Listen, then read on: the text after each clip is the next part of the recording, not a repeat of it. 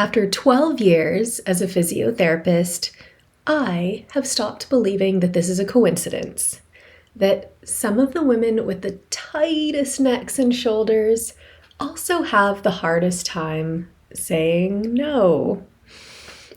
Not all of them, but enough that I can't ignore this pattern anymore.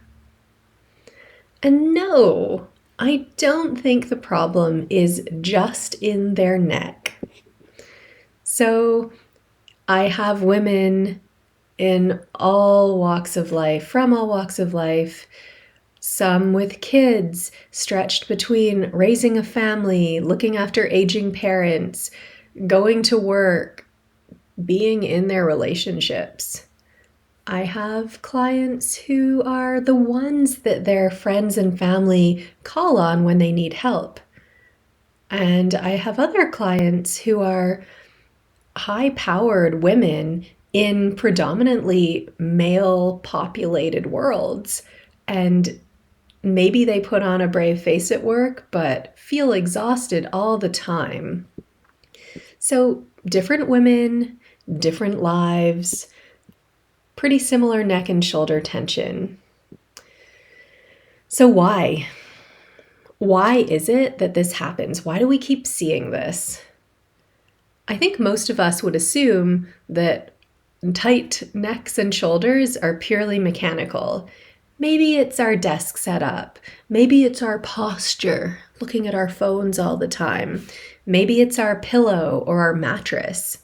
And I'm not saying that those things don't matter, but I don't think they explain everything, because oftentimes once people replace their pillows or they get a new mattress, things like kind of help for a little while, but it doesn't make the problem go away.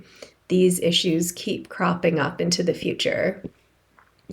So what I've noticed is that the theme in all of these women is that they're carrying a lot. Responsibilities, expectations, emotional labor, other people's problems and feelings, whether they intend to or not. And they often know exactly what it is they want, but usually they struggle to ask for it. Or if they do ask, they feel guilty and they feel like they should be able to do it all. So I think this is often how our body tells the truth before our minds are ready to. And I've definitely seen this in myself too, where during high times of stress in my life, like around the time when I bought a house after just coming back from an amazing but intense hike in Nepal to Everest Base Camp, and before that had gotten out of a relationship with someone that was really disappointing the way that it ended.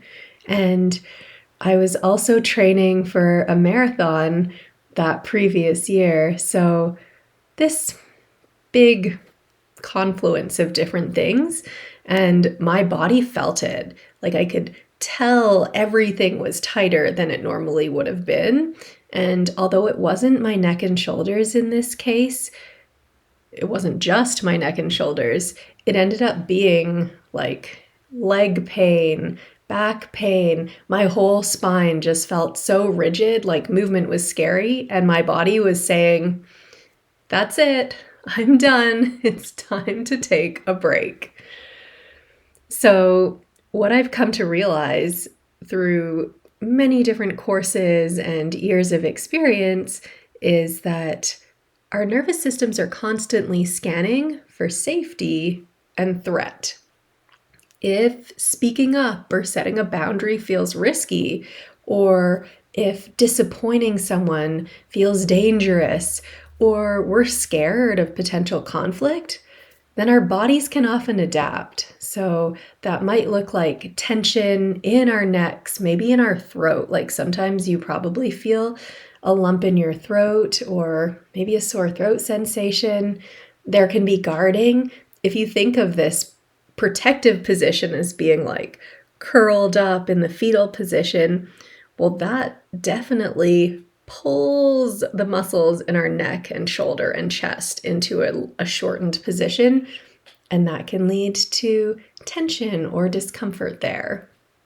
And if we stay in a stress state, in this sympathetic state for long periods of time, our cortisol levels tend to be higher. Our brain is basically predisposed to look for dangers because our whole physiology is primed for anything like that. Like we're almost looking for danger instead of expecting safety. So why else? Why would we not be ready to run or protect ourselves in that situation? So here is what I think is kind of interesting, which is the idea that our neck might not actually be the problem. Maybe our body, our neck, and tight shoulders are actually trying to help us because we are creating this signal, this white flag, hello, can you help me? This part of us that is protecting, holding, carrying that tension is helping us to flag that something's going wrong. And that can be our signal to go, okay, I think I need to make a change because I've been noticing this pattern and it keeps cropping up. So the goal isn't to force your shoulders down to relax. The goal is to create enough safety that your body no longer feels like it has to be tense and ready and carrying everything. So this is why I spend so much time and why I'm so passionate about helping women to build a sense of self-trust in their body, that connection between the mind and the body and the awareness there. Learning how to set boundaries and not be afraid of whatever potential consequences we might be making stories up about.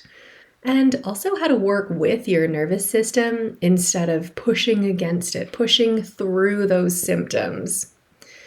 Because sometimes the thing that we're trying to change, that tension that's getting our attention, isn't actually the thing that we should be focusing on.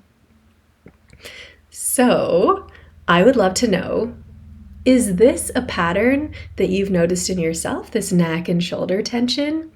And if this is the kind of conversation that interests you, make sure you're subscribed to my channel because these are exactly the kind of observations that I love talking about here.